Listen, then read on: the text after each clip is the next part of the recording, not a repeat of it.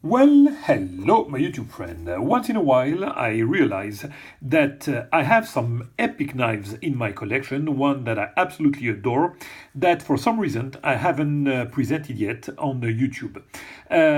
Don't even think for a second that I prefer some other than the others, especially especially this beauty coming from my friend MARCIN SLYCZ. No, it's just like sometimes I just forget, and it's just a remiss, forget about making videos, especially when I receive a lot of knives, and I don't know, sometimes I forget, that's it. And it's not a problem because eventually I realized that, and I realized it for this beautiful Persian and also for another Persian actually, coming from Walter Randolph, and that will be definitely the next video that I will do on YouTube, even though there are less and less people watching my videos because of freaking Google or YouTube algorithm. Who cares? The one who follow are the one that I know, and if I had to keep on doing those videos for only a couple of you, I will do it, because that's actually a pleasure for me to do those videos, because I also take advantage of that, of reviewing my knife more thoroughly than I would probably by just playing with it. So yeah, definitely a pleasure for me to do those videos. So what do we have here? We have here an absolutely phenomenal piece of cutlery coming from MARCIN. For those of you who don't know MARCIN SLYCZ, he's a maker from Poland. What can I say? He's one of the guy that makes the best action tolerances, the sturdier knife you will ever find in the market, and it's simple as that. I am the proud owner of his Fat Bowie that I'm not reviewing, so I forgot to take it here, but maybe just to show it to you, but just check my review about that knife. It's one of the sturdiest knives I've ever held. It's like, just like, some stouts, or they're doing such an incredible work in the tactical knife world, and MARCIN is just fantastic. Now, most of the time you will have from MARCIN, like straightforward knives. MARCIN is, like I told you, from Poland. Is making sturdy knives. You're gonna have like a simple frame. Just check the Fat Bowie. It's like a simple knife. No, nothing crazy. No art in it. Nothing. Just a very extremely, way more than most of the knives that you know. Extremely well built knives. And sometimes we are lucky to see him going with, I would say, art pieces, because to me that's pure art pieces. The lines are screaming art from everywhere. The design is insane. He's doing some inlay. That's actually his first inlay on the knife. This is like, to me, it's an honor for me to own that knife, because that's like the first inlay he does like that in Damascus. Beautiful, and what a beautiful inlay he did. We're gonna review that. The line is like pure artistry. Also, most of the time, because he's a tactical maker, he would do that sandblast finish on his blade, not hand rubbed. I mean, he's maybe you can count on your hands the number of knives he did with hand rubs. Not because he don't know how to do them, because check that. That's one of the most exquisite, we're going to review it, one of the most exquisite hand rubbed you can find, but just because for him it doesn't match his views of tactical. But even in an art piece like that, he will keep he will keep on having some ideas about tactical. For example, the clip. I begged him. I almost begged him when he did the knife to make a matching Damascus Mokutai clip to match the inlay, and he wouldn't do it because for him it's not a proper material for a clip. So even when he's making art knives like that, it has to be tactical, and this is definitely also a tactical, very nice tactical knife. MARCIN's, like I said, doesn't play with a lot of material. You don't expect him to work with G10, with wood, with... Oh man, no. He's making folders that are most of the time frame locks, titanium, sturdy blade. Like I said, pure tactical. So this is really something special because first of all, it has inlays. It doesn't work usually with that, and it has this beautiful hand rubbed and this design that is just insane to me. So let's start with the handle. Like I said, don't expect him to use anything else than titanium. So you have this titanium with this beautiful, beautiful finish.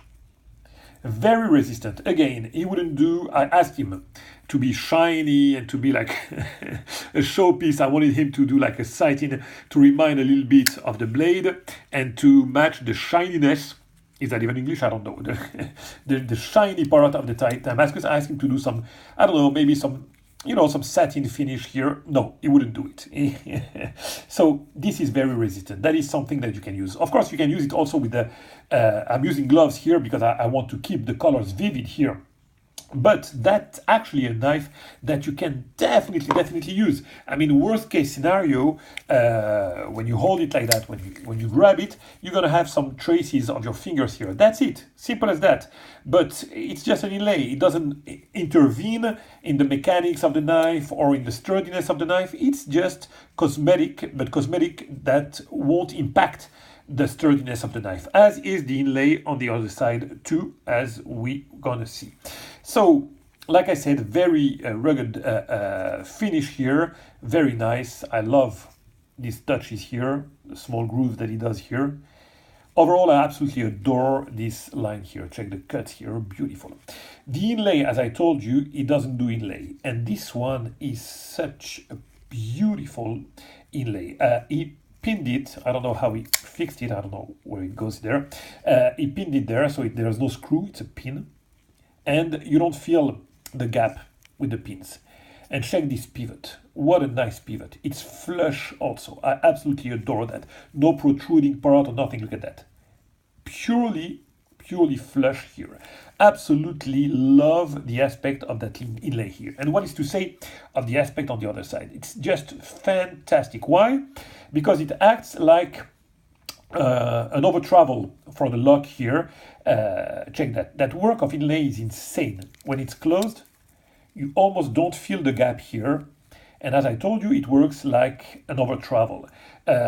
Sometimes during my videos, I call that a bolster lock. Just because it's a bolster, it could be called as a bolster, and it locks the blade. But it's not what we typically call a bolster lock for sure. But it's just a matter of name. No need to extend on that previous discussion. So that inlay is just fantastic. And the cut that he does here for the lock, I'm losing just a minute. Oop. The iPhone nearly dropped while I was doing the video. So yeah, beautiful. And again, here also the other part of the pivot is also flush here. Just, what can I say? It's just fantastic. Pins also here. The clip, very nice design on the clip. Usually you can expect from Marcin's also, if you check all his knives, to make as Mayo does. Marcin's, I think I've talked about that, about Marcin and Stout, and I've said that those guys are like Mayo on steroids. So they're doing like Mayo style knives, simple and functional, and the clips that Marcin does usually are not 3D, they're not contour, nothing. It's like pure bended clip, simple clip, and this one is not. So I absolutely adore the fact that he did certainly a 3D on this one, but very functional clip. And this cut here is beautiful. It looks like a dagger almost. Very nicely done. A cut, regular cut. I mean, the relief cut is like regular. Again, he's not going to do it on the inside because I've talked to a lot of makers about that. It's not that it's more difficult or something, but a lot of makers will argue, as for physics, the lock is lesser sturdy if the cut is done on the inside. So it's not just a matter of cosmetic, or it's just like for them, and it's, I mean, pure physics that we could discuss about it, but that's not my intention here. But the cut on the inside will bring less sturdiness on the lock than the cut on the outside. So of course will never jeopardize the sturdiness of these knives for the cosmetics, so the cut is done on the outside. Basic material, because you want to be able to disassemble your knife for maintenance. So for him it's a tactical knife, so yeah, that's basic screws, and you can really easily disassemble the knife, which I will never do, of course. Standoffs, beautifully done. He cuts them, look at that, custom standoffs, very well anodized, love it. Here you have a part for the lanyard if you want, and a very nice standoff. Now, the action on this one. I mean, Marcin's flippers are extremely snappy, and they're so smooth. His action most of the time on the knives are just fantastic. On this one, it's no exception. It fires like a rocket, and it's so smooth, man. You hear no noise, nothing. It's beautiful. The detent is spot on. Check this bird's eye here. Beautiful. Check the centering. It might be a tiny bit, maybe it loosened because I played a tiny bit on the right, but it's just to say, but believe me, it's like perfectly centered. Check the bird's eye. I mean, this vision is mesmerizing from here.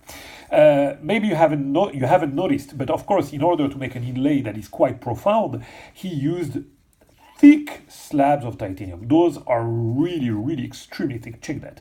Check the cut that you have. You understand how thick those slabs are. Fantastic.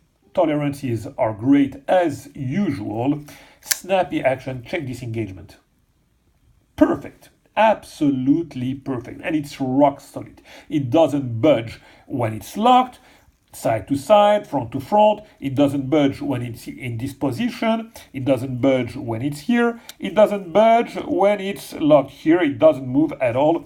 And it's a over 4-inch blade. So for a blade that long to be stuck in place like that when it's closed, that doesn't wiggle or nothing, it proves how advanced he is in his mechanics.